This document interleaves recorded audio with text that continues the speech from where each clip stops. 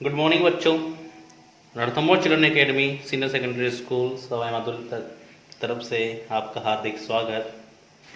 हम कक्षा 10 सामाजिक विज्ञान का अध्ययन कर रहे हैं। हमारे अध्याय 1 स्वर्णिम भारत प्रारंभ से 1206 ईस्वी तक चल रहा है, जिसमें आज का टॉपिक है हमारा चोल वंश। चोल वंश, इसे उत्तरावर्ती चोल राज्य भी कहते हैं। उत्तरावर्ती चोल राज्य में लिखा है, ये दक्षिणापथ के 3 प्रमुख राज्यों में से एक था, जिनमें एक तो चोल वंश हो गया और एक पांडे और चेर को केरल भी हम कह सकते हैं। यानी चोल वंश मुख्य रूप से दक्षिणी भारत में फैला हुआ था। दक्षिण भारत में, भारत के दक्षिण भारत में फैला हुआ था। देखते हैं, हमें अशोक के अभिलेखों से ज्ञात होता है कि यह एक स्वतंत्र राज्य था और चोल राज्य के जो निवासी थे यानी जनता थी, वो तमिल भाषा वो बोलते थे। उन्होंने तमिल भाषा में उच्च कोटि के साहित्य लेखन को प्रोत्साहित भी किया है। तिरुवल्लुर कुरल इसका एक अच्छा उदाहरण है। करिकाल लगभग 100 ईस्वी कोल वंश का एक राजा हुआ, जिसने पुहार या पुगार नगर की नींव डाली। उसने सिंगल द्वीप से युद्ध भी किया। वर्तमान में इससे सिंगल द्वीपम बोलते हैं। और युद्धबंदियों से कावेरी नदी के किनारे 100 मील लंबे बांध का निर्माण भी करवाया। वह चोलों की राजधानी को उरदपुर उरियूर से कावेरीपत्तनम भी ले गया। चोल राजा विजयालय के पुत्र और उत्तराधिकारी आदित्य लगभग 880 से 907 ईस्वी तक ने पल्लव नरेश अपराजित को हराया था। आदित्य के पुत्र परांतक प्रथम ने भी पल्लवों की शक्ति को पूरी तरह से कुचल के रख दिया। उसने पांड्यों की राजधानी मदुरा पर भी अधिकार कर लिया था। उसने अपनी राजधानी तंजौर में भगवान शिव का राजराजेश्वर भद्रेश्वर मंदिर बनवाया। उसके पुत्र और उत्तराधिकारी राजा प्रथम के पास शक्तिशाली नौसेना थी, जिसने पेगु, मर्तबान, अंडमान निकोबार द्वीप समूह को जीता। उसने बंगाल और बिहार के शासक महिपाल से भी युद्ध किया। उसकी सेनाएं कलिंग पार कर ओड़, उड़ीसा, दक्षिणी कौशल, बंगाल और मगध होती हुई गंगा तक पहुंची। गंगा किनारे तक उपलक्ष्य में उसने गंगे कोंड की उपाधि धारण की। उसका और उत्तराधिकारी राजाधिराज चालुक्य राजा साथ हुए कोप्पम के युद्ध में मारा गया, परंतु वीर राजेंद्र ने चालुक्यों की कुंडल संगम की युद्ध में परास्त कर पिछली हार का बदला लिया। चोलों में शीघ्र उत्तराधिकार के लिए युद्ध छिड़ गया। इसके फलस्वरूप सिंहासन राजेंद्र कुलोतुंग प्रथम को प्राप्त हुआ। राजा कुलोतुंग की मां चोलकुमारी और पिता चालुक्य राजा का स्वामी था। इस प्रकार कुलोतुंग ने वंश की स्थापना की। उसने 40 वर्षों तक शासन किया। देखिए, अब हम जानते हैं चोल प्रशासन के बारे में कि चोलों का जो प्रशासन था, चोल वंश में जो प्रशासन किस प्रकार से चलाया जाता था। प्रशासन ग्राम पंचायत प्रणाली पर आधारित था। अब ये जो ग्राम पंचायत जानते हैं हम, ग्राम जो गाँव में स्थानीय स्तरीय सरकार होती है, उसके हिसाब से चलता था। प्रशासन की सुविधा की दृष्टि से संपूर्ण चोल राज्य 6 प्रांतों में बटा हुआ था। 6 प्रांतों में बटा हुआ था, जिनको मंडलम कहा जाता था। यानी जिस प्रकार अभी वर्तमान में राज्यों के हिस्से जिले होते हैं, उसी प्रकार मंडलम के उपविभाग कोट्टम के उपविभाग नाडु, कुर्रम और ग्राम होते थे। अभिलेखों में नाडु की सभा को नाट्टर और नगर की श्रेणियों को नगरतार कहा गया है। गांव के प्रतिनिधि प्रतिवर्ष नियमतः निर्वाचित होते और प्रत्येक मंडलम को स्वायत्तता हासिल थी। लगान अनाज में या स्वर्ण मुद्राओं में दिया जा सकता था। लगान की व्यवस्था थी, जो स्वर्ण मुद्राओं में या अनाज के रूप में दिया जा सकता था। चोल राज्य में प्रचलित सोने का सिक्का कासू कहलाता था। कासू सोने के सिक्के को कहते हैं, जो 16 औंस का होता था। चोल राजाओं के पास विशाल स्थल सेना के साथ साथ मजबूत जहाजी बेड़ा भी थी। जैसे हमने पढ़ा था अभी कि उनके पास एक महान नौसेना भी थी। चोल राजाओं ने सिंचाई की बड़ी बड़ी योजनाएं भी पूरी कराई। अब हम देखते हैं कि चोल प्रशासन में या चोल वंश में कला का स्तर क्या था। देखते हैं, चोलों ने पल्लवों की स्थापत्य कला को आगे बढ़ाया।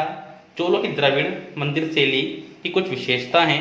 वर्गाकार विमान मंडप, गोपुरम, कलापूर्ण स्तंभों से युक्त बृहद सदन, सजावट के लिए पारंपरिक सिंह, चाली, ब्रैकेट तथा संयुक्त स्तंभों आदि का होना।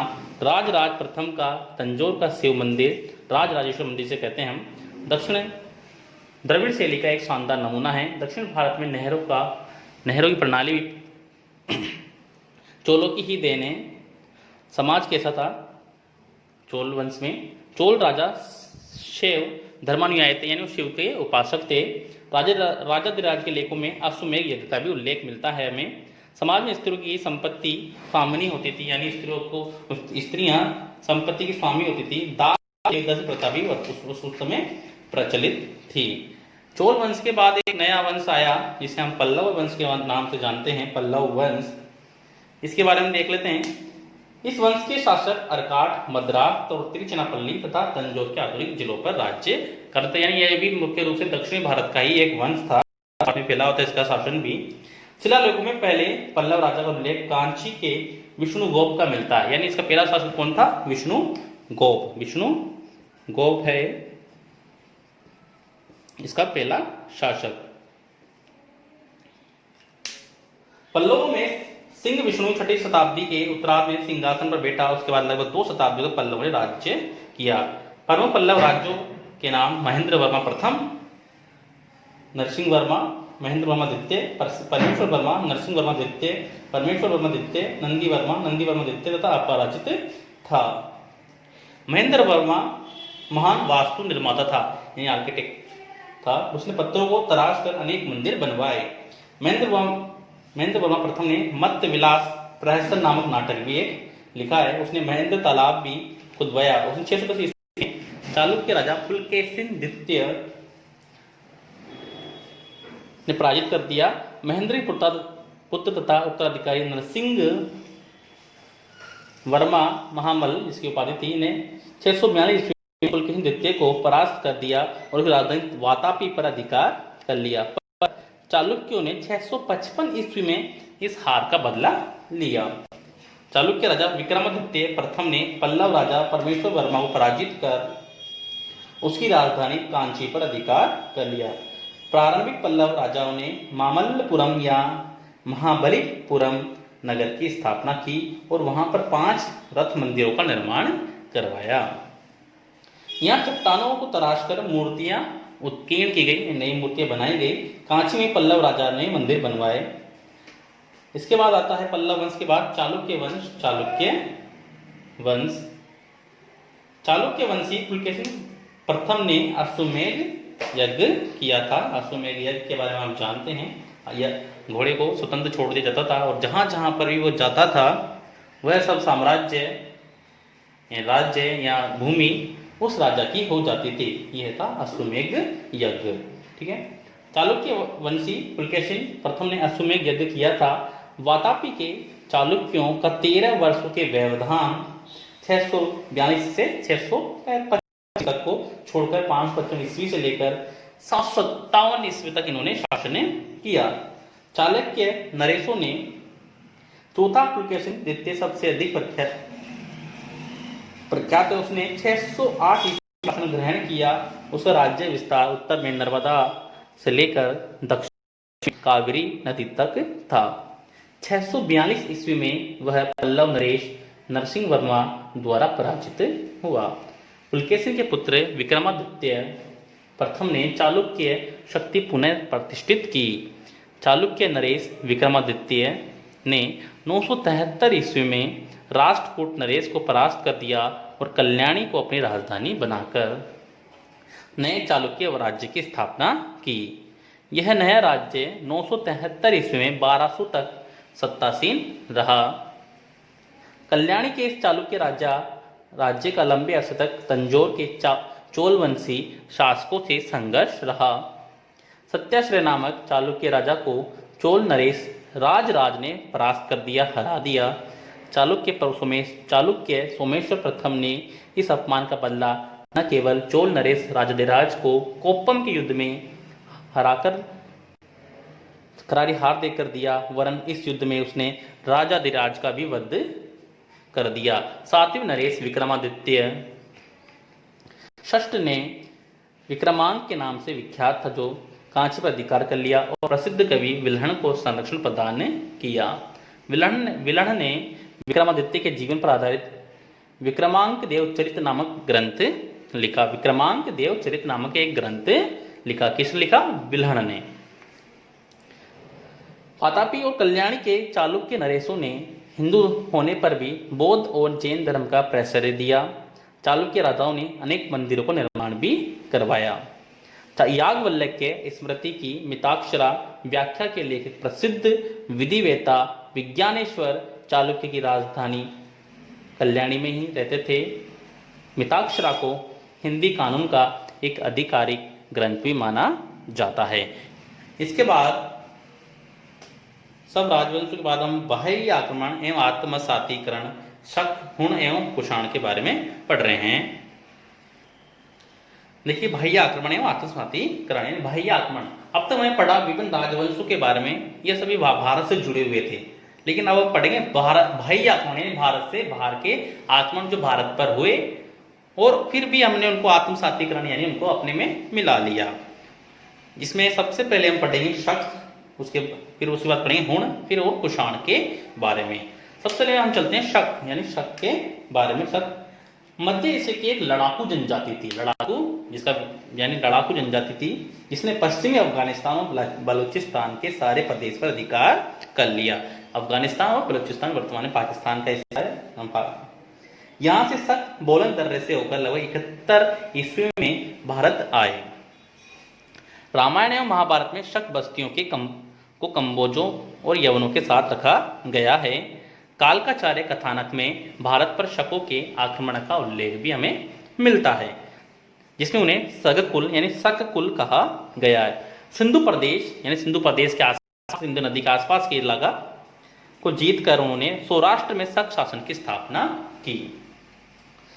मुद्राओं और लेखों से स्पष्ट है कि उनकी एक शाखा ने उत्तरापथ यानी उत्तरी भारत और मथुरा में अपना आधिपत्य स्थापित कर लिया।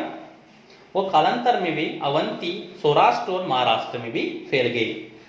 तक्षशिला वर्तमान में पाकिस्तान में है ये कि शक शासकों में मावेर या एजेज के नाम आते हैं। तक्षशिला में एक शक प्रशस्ति का विनाश पल्लवों द्वारा हुआ। हमामस और हगान मथुरा के प्रारंभिक शक क्षत्रप थे, राजा थे। मथुरा से छप्रात सिंह शीर्षक लेख में बाद के शक शासक राजबुल को महाक्षत्रप कहा गया है। मथुरा के शासकों ने पूर्वी पंजाब तक अपनी सीमा का विस्तार कर लिया। मथुरा में एक शक शक्ति का विनाश कुषाणों द्वारा हुआ। पश्चिमी भारत में शकों के क्षयरांत वंश के भूमक तथा नहपान 2 शासक ज्ञात होते हैं। इन शक शासकों में 7 वाहनों से कुछ प्रदेश और जीते और महाराष्ट्र, काठियावाड़ और गुजरात पर अपना शासन किया। नहपान के समय भारत तथा पश्चिमी देशों के बीच समृद्ध व्यापारिक संबंध स्थापित थे। जोगलथाम्बी नामक स्थान से मिले सिक्कों से प्रमाणित होता है, पता चलता है कि नहपान गौतमी पुत्र सातकर्णी से पराजित हुआ। नासिक लेख में गौतमी पुत्र सातकर्णी को क्षयरांत वंश का उन्मूलक कहा गया। उज्जैनी तथा काठियावाड़ के शक शासकों में जस्टन का नाम भी हमें मालूम पड़ता है, जिसने उज्जैनी में शक राजवंश की स्थापना की थी।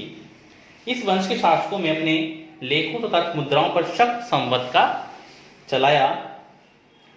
जस्टन का पौत्र रुद्र महत्वपूर्ण शासक हुआ, जिसके बारे में जानकारी जूनागढ़ लेख से प्राप्त होती है। रुद्रदामन का साम्राज्य पूर्वी, पश्चिमी, मालवा, द्वारका, जूनागढ़, साबरमती नदी, मारवाड़, सिंधु घाटी, उत्तरी कोंकण में विंध्य पर्वत तक फैला हुआ था। यानी कुल मिलाकर कह सकते हैं हम पश्चिमी भारत में फैला हुआ था। गुजरात का हिस्सा, राजस्थान के हिस्सा, मध्य प्रदेश का कुछ भी हिस्सा। मुद्रा से प्रदर्शित होता है कि जस्टन का वंश 305 ईस्वी में समाप्त हो गया। इसके बाद एक नई जाति आई, हुण। हूण भी मध्य एशिया की एक बर्बर जाति थी, घुमक्कड़ जाति थी, बर्बर जो घूमते रहते हैं। इसने शकों की भांति भारत में उत्तर पश्चिमी सीमा की ओर से प्रवेश किया। ये दैत्य भी पुकारे जाते, दैत्य जिसे हम राक्षसी कहते हैं। सर्वप्रथम 458 ईस्वी में लगभग स्कंदगुप्त के समय इनका आक्रमण हुआ, जिसमें उनकी पराजय हुई। कालांतर में तोरमाण नामक सरदार ने गुप्त साम्राज्य को नष्ट भ्रष्ट करके पंजाब, राजपूताना वर्तमान में राजस्थान कहते हैं हम इसे, हमारा राजस्थान, सिंध और मालवा पर अधिकार कर महाराजाधिराज की पदवी धारण की। तोरमाण के पुत्र महिरकुल तथा जिसका राज्य 510 ईस्वी में आरंभ हुआ। सियालकोट इसकी राजधानी थी, वर्तमान पाकिस्तान है। बौद्ध भिक्षुओं से महिरकुल को घृणा थी। उसने अनेक मठों एवं स्तूपों को नष्ट किया, तुड़वा दिया उसने। मालवा के शासक यशोधर्मा ने भी उसे पराजित किया। पराजित होने के बाद वह कश्मीर चला गया और कश्मीर में अपना राज्य कायम किया। हुनों के आक्रमण के बाद गुप्त साम्राज्य नष्ट हो गया और भारत की राजनीतिक एकता समाप्त हो गई। देश पुनः छोटे छोटे टुकड़ों में बट गया। इसके बाद आते हैं हम कुषाण वंश की ओर, यानी शक हूं, और इसके बाद हम कुषाण वंश। ये सब भी भारी आक्रमणकारी थे जिन्होंने भारत पर अधिकार किया। देखते हैं, कुषाणों को यूची या तोचेरियन भी कहा जाता है, यूची या तोचेरियन। यूची कबीला 5 भागों में बटा हुआ था। इनमें से एक कबीले ने भारत के कुछ भागों पर शासन किया, यानी भारत के कुछ भागों पर इसने शासन किया, कुषाण वंश के कुछ। इसमें सबसे पहला जो शासक होता है वह था कुजुल कडफिसस प्रथम, जो 15 ईस्वी से 65 ईस्वी तक इसने शासन चलाया। यह अपनी जाति के गौरव का संस्थापक था, यानी यह मुख्य शासक था इस वंश का। यह दक्षिणी अफगानिस्तान, काबुल, कंधार और पार्थिया के एक भाग को अपने राज्यों में मिला लिया। इसने वैदिक धर्म को अंगीकार किया। विम कडफिस, इसके बाद देखते हैं, भारत के विशाल क्षेत्र पर इसका राज्य था। यह शैव मत का अनुयायी था, यानी यह शैव का उपासक था। इसकी कुछ मुद्राओं पर त्रिभुज, त्रिशूलधारी, व्याघ्र चर्मग्राही, जो हम कहते हैं व्याघ्र चर्मग्राही यानी शेर की चमड़ी पहनने वाले, यानी हम शिव को बहुत पुकारते हैं। नंदी अभिमुख भगवान शिव की आकृति अंकित है। इस प्रकार हम समझते हैं कि ये शिव का उपासक था। उसने भारत में पहली बार अपने नाम से सोने के सिक्के चलाए। इसमें पढ़ते हैं हम कनिष्क के बारे में। कनिष्क यह भारत के प्रमुख कुषाण राजाओं में से माना जाता है। परंपरा के अनुसार इसके समय में कश्मीर के कुंडलवन में आचार्य पार्षद की अध्यक्षता में चौथी बौद्ध संगति संपन्न हुई। याद रखें आप, कश्मीर के कुंडलवन में आचार्य पार्षद की अध्यक्षता में चौथी बौद्ध संगति संपन्न हुई। किसके टाइम पे? कनिष्क के टाइम में। इसकी प्रथम राजधानी पेशावर, वर्तमान पाकिस्तान में है ये, पुरुषपुर जिसे कहते हैं। दूसरी राजधानी मथुरा, उत्तर प्रदेश। इसने 78 ईस्वी में नया संवत चलाया, जिसे शक संवत के नाम से जाना जाता है। कनिष्क ने कश्मीर को जीतकर यहाँ कनिष्कपुर नामक नगर बसाया। उसने काशगर, यारकंद एवं खोतान पर विजय हासिल की। महास्थान बोगरा में पाए जाने वाली सोने की मुद्राओं पर कनिष्क की एक बड़ी खड़ी मूर्ति अंकित है। मथुरा जिले में कनिष्क की एक प्रतिमा मिली है। इस प्रतिमा में उसने घुटनों तक चोगा और भारी जूते पहने हुए हैं। एक तांबे के सिक्के पर कनिष्क को वेदी पर बलि देते हुए दिखाया गया है। कनिष्क के राज दरबार में वसुमित्र, अश्वघोष जैसे बौद्ध विचारक, नागार्जुन जैसे प्रख्यात गणितज्ञ और चरक जैसे चिकित्सक विद्यमान थे। बौद्ध धर्म की महायान शाखा का अभ्युदय भी और प्रचार कनिष्क के समय ही हुआ। उत्तर भारत में कुषाण शासकीय सत्ता लगभग 230 ईस्वी तक बनी रही। इस समय में रोम में भारत का व्यापार काफी लाभप्रद स्थिति में था, जिससे भारत में आर्थिक समृद्धि आई।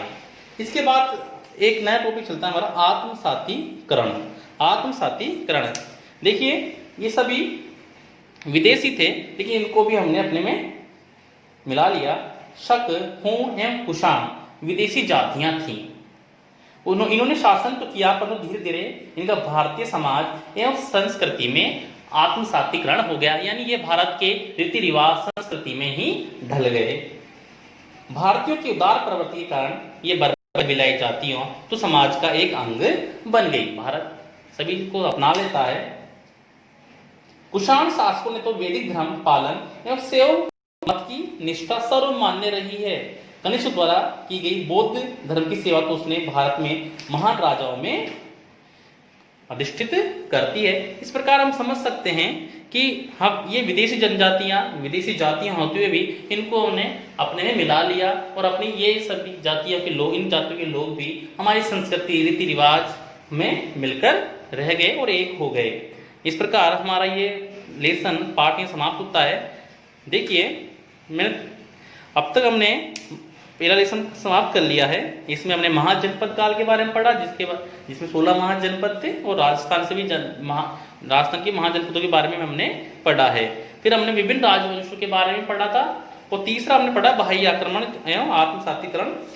ठीक है, तो विदेशी जातियों के शासकों के बारे में हमने पढ़ा। इस प्रकार हमारा ये लेसन पार्ट यही समाप्त होता है।